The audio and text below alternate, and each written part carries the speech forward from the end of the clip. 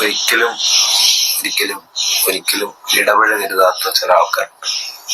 അവരാണ് RSS, നമ്മുടെ so-called സംഘീസ്. അവരുടെ ക്യാമ്പുകളിലും അവരുടെ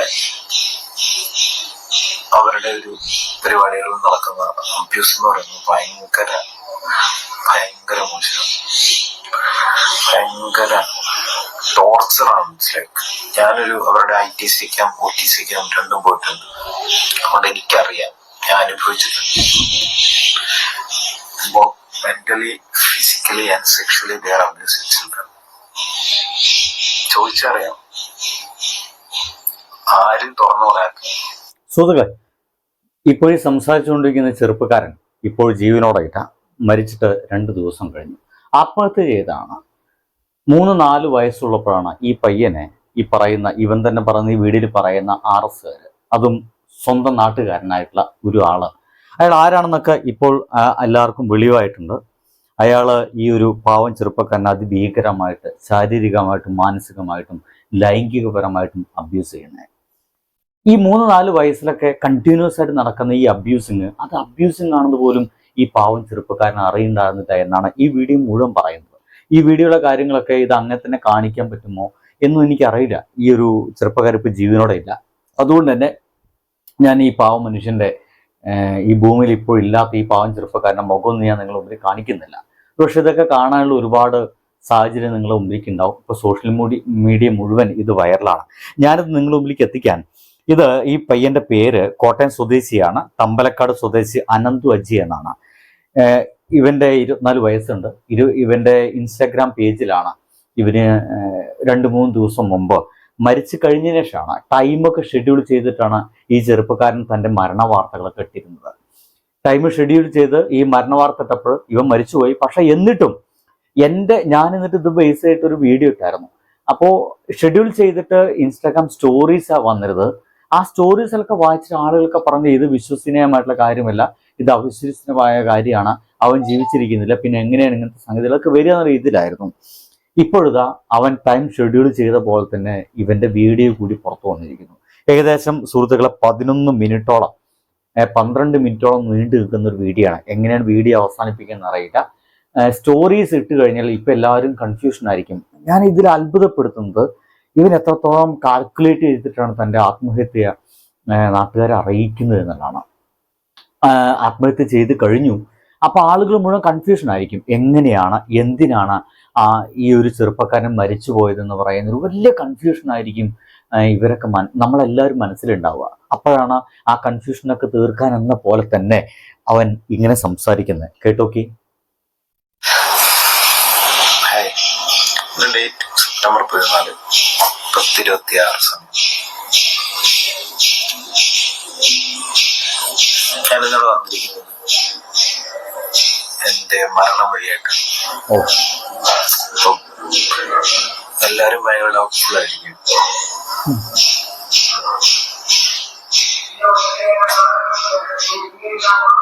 പറയുന്നു നോക്കിയേ, ഇപ്പൊ എല്ലാവരും ഡൗട്ട്ഫുൾ ആയിരിക്കും. അതായത് ഈ വീഡിയോ എപ്പോഴാണ് നമ്മുടെയൊക്കെ മുമ്പിലേക്ക് വരിക എന്നാണ് കൃത്യമായിട്ട് അറിയാം. അവൻ്റെ ആത്മഹത്യ കഴിഞ്ഞിട്ട് 3-4 ദിവസം കഴിഞ്ഞു.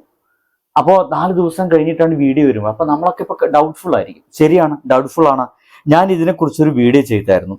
എൻ്റെ ചാനലിൽ താഴെ വന്ന 2 കമൻറ്റുകൾ ഞാൻ വായിക്കാം. ഒന്നിങ്ങനെയാണ്: this is fake news that needs to be investigated, there are some behind the news എന്നാണ്. വേറൊരാൾ എഴുതിയിരിക്കുന്നത് ഇങ്ങനെയാണ്: കമ്മി സംസ്കാരം. കമ്മ്യൂണിസ്റ്റുകാരെ കുറ്റം പറയണം, ഇത് കമ്മ്യൂണിസ്റ്റുകാരാണ്, ഞാനും കമ്മ്യൂണിസ്റ്റുകാരെന്നാണ് ആരോപിക്കുന്നത്. അപ്പൊ കമ്മി സംസ്കാരം, പെണ്ണ് കേസ് വിട്ട് ഇനി കള്ള ആണ് കേസ്, പാവം കമ്മി തെണ്ടികൾക്ക് ഉളുപ്പ് എന്നൊക്കെ പറഞ്ഞിട്ടാണ് ഒരാള് എൻ്റെ വീഡിയോയ്ക്ക് താഴെ കമന്റ് അടിച്ചിരിക്കുന്നത്. ഒരു പ്രസാദ് എന്ന് പറയുന്ന ഒരുത്തൻ ചിരിക്കുന്നുണ്ട്. എൻ്റെ സുഹൃത്തുക്കൾ, എനിക്ക് അത്ഭുതം തോന്നിപ്പോകുന്നത് ഇവരൊക്കെ എന്ത് ജാതി മനുഷ്യരെന്നാണ്. എൻ്റെ വീഡിയോയ്ക്ക് താഴെ കമന്റ് അടിച്ച ഇതിന് കുഴപ്പമൊന്നുമില്ല, പക്ഷെ ആ ചിരി കണ്ടപ്പോൾ എനിക്ക് തീരെ ഇഷ്ടമായില്ല. കാരണം ഓരോരുത്തർ അവരുടെ അഭിപ്രായങ്ങൾ പറയാം. പക്ഷേ ഒരാളുടെ മരണ വാർത്തയെ കുറിച്ചിട്ട് ഞാൻ വീഡിയോ ചെയ്തപ്പോൾ അതിന് താഴെ വന്ന് ചിരിക്കുന്നത് എന്ത് തരം മനോഭാവത്തിന് പുറത്തെന്ന് എനിക്കിപ്പോഴും മനസ്സിലാവുന്നില്ല. ചിലപ്പോൾ ഇവനീ പറയുന്ന ആരോപിക്കുന്ന ആളുകളൊക്കെ തന്നെ ആയിരിക്കും ഈ ചിരിയുടെയും പുറകിലെന്ന് എനിക്ക് തോന്നിപ്പോകുന്നുണ്ട്. കാരണം ഇത്രയും വരെ അവന് MN എന്നോ എന്തൊരു പേര് മാത്രമായിരുന്നു പറഞ്ഞിരുന്നത്. ഇപ്പോഴിതാ ആ കൃത്യമായിട്ടും ആരാണ് ഉപദ്രവിച്ചത് എന്ന ആളുടെ പേര് കൃത്യമായിട്ട് പറയുന്നുണ്ട്. 3-4 വയസ്സിലൊക്കെ ആ ഒരു കൊച്ചു കുഞ്ഞിനെ ശാരീരികമായിട്ട് ലൈംഗികപരമായിട്ട് ഉപയോഗിച്ചിട്ട് അത് കണ്ടിന്യൂസ് ആയിട്ട് ഉപയോഗിക്കുന്നുണ്ട്. അത് കഴിഞ്ഞിട്ട് ഇവന് OCD എന്ന് പറയുന്ന ഒരു ഡിസോർഡർ വരുന്നു. ആ ഡിസോർഡറിന് അവൻ മരുന്ന് കഴിക്കുന്നുണ്ട്. ആ മരുന്ന് അവനിപ്പോൾ ഈ വീഡിയോ ചെയ്യുന്ന സമയത്തൊക്കെ ആ മെഡിസിൻ്റെ ഒക്കെ വീഡിയോസൊക്കെ അവൻ കാണിച്ചു തരുന്നുണ്ട്. ഇന്ന എന്താണ് മെഡിസിനെ ഞാൻ കഴിക്കുന്നതൊക്കെ പറഞ്ഞു തരുന്നുണ്ട്. പക്ഷെ അവൻ പറയുന്നത് അവന് ജീവിക്കാൻ വയ്യ. കാരണം ഇത്തരം ഒരു ട്രോമയുമായിട്ട് താൻ ലൈംഗികമായിട്ട് ഉപയോഗിക്കപ്പെട്ട ആളുകളാണ്. അതും ഈ ഇതിൽ പറയുന്ന RSSന്റെ ക്യാമ്പിൽ പോയിട്ട് അവിടെ പല ആൾക്കാരും ലൈംഗികമായിട്ട് ഇവനെ പീഡിപ്പിച്ചു എന്ന് പറയുന്നത്. ആ ട്രോമയിൽ നിന്നും ഈ പാവത്തിന് രക്ഷപ്പെടാൻ സാധിക്കുന്നില്ല. ഇപ്പൊ പറയുന്നത് എനിക്കതിന് രക്ഷപ്പെടാൻ സാധിക്കുന്നില്ല, എനിക്ക് ഒട്ടും ജീവിക്കണമെന്ന് തോന്നലുണ്ടാവുന്നില്ല, എനിക്ക് മരിക്കുകയാണ് നല്ലത് എന്നൊരു തീരുമാനത്തിലേക്ക് എത്തുന്നത്. സ്വന്തം അമ്മയെക്കുറിച്ച് പറയുന്നുണ്ട്, പെങ്ങളെക്കുറിച്ച് പറയുന്നുണ്ട്, അങ്ങനത്തെ 2 പേരെ കിട്ടിയാൽ ഞാൻ ഭാഗ്യവാൻ എന്നൊക്കെ പറയുന്നു. പക്ഷേ ഈ ട്രോമയിലേക്ക്, ഇത്തരം ഒരു മെന്റൽ അവസ്ഥയിലേക്ക് ഒരാൾ എത്തിപ്പെട്ടാൽ ഉണ്ടാവുന്ന ഒരു അവസ്ഥയുണ്ടല്ലോ, ആ അവസ്ഥയാണ് ഇവനെ ഈ ഒരു ആത്മഹത്യയിലേക്ക് നയിക്കുന്നത്. ഞാൻ ആലോചിക്കുന്നത് നമ്മുടെ നാട്ടിലെ ചെറുപ്പക്കാരൊക്കെ എത്രത്തോളം സേഫാണ് എന്നുള്ളതാണ്. ഇത്തരം ആളുകൾക്ക് പിന്നാലെ പോകുന്ന ആളുകൾ, അല്ലെങ്കിൽ പല ആളുകൾക്കും ട്രോമയിലേക്ക് പോകുമ്പോൾ അവന് ഡിപ്രഷനാണ്, അവന് ഭ്രാന്താണ്, അവന് മാനസിക രോഗമാണ് എന്നൊക്കെ പറഞ്ഞ് തള്ളി നിൽക്കുമ്പോൾ അതിൻ്റെ പുറകിലുള്ള കാരണം എന്തെന്ന് അറിയാൻ ഒരാൾ ശ്രമിക്കാറില്ല. അതാണ് ശ്രമിക്കേണ്ടതും. അതിൻ്റെ പുറകിലൊരു കാരണം എക്സാക്ട്ലി ഉണ്ടായിരിക്കും. ആ കാരണത്തെയാണ് കണ്ടെത്തേണ്ടത്. ഒരുപക്ഷെ ആ കാരണത്തെ കണ്ടെത്തുകയോ ഇവന് കഴിയുമെങ്കിൽ ആ ഒരു ആളെ തിരിച്ചെങ്ങനെയെങ്കിലും ഒരു ശാരീരികമായിട്ട് രണ്ടെങ്കിലും കൊടുക്കാനെങ്കിലും കഴിഞ്ഞിരുന്നെങ്കിൽ ഒരു വലിയ മാനസിക ആശ്വാസത്തിലേക്ക് ഈ പയ്യൻ എത്തുമായിരുന്നു. ഇപ്പൊ വെറും തോന്നലുകളാണ്, കൺസെപ്റ്റുകളാണ്, ചുമ്മാ പങ്കുവെച്ചതാണ്. പക്ഷേ അതുകൊണ്ടൊന്നും ഒരു കാര്യമില്ലെന്നറിയാം. പക്ഷേ ആ ഒരു ചെറുപ്പക്കാരൻ ഇന്ന് ഭൂമിയിൽ ജീവനോടെ ഇല്ല. കൃത്യമായിട്ടും തൻ്റെ മരണത്തിന് പുറകിൽ ആരൊക്കെയാണെന്ന് അവനിതാ 3-4 ദിവസത്തിന് ശേഷം വെളിവായി വന്നിരിക്കുന്ന ഈ ഒരു വീഡിയോയുടെ ഭാഗമായിട്ട് എല്ലാവർക്കും മനസ്സിലാവുന്നതാണ്. എന്തായാലും നിങ്ങൾക്ക് ആ വീഡിയോ മുഴുവൻ കാണണമെങ്കിൽ എൻ്റെ ഇൻസ്റ്റഗ്രാം സനൂപ് താവോ എന്ന് പറയുന്ന അതിൽ ഞാൻ ഇട്ടിട്ടുണ്ട്. വീഡിയോ മുഴുവനായിട്ടിട്ടുണ്ട്. അത് വീഡിയോ മുഴുവനായിട്ട് എനിക്ക് ഇനിയും പ്ലേ ചെയ്യാനുള്ള ഒരു മാനസികാവസ്ഥ ഇല്ലാത്തതുകൊണ്ടാണ്.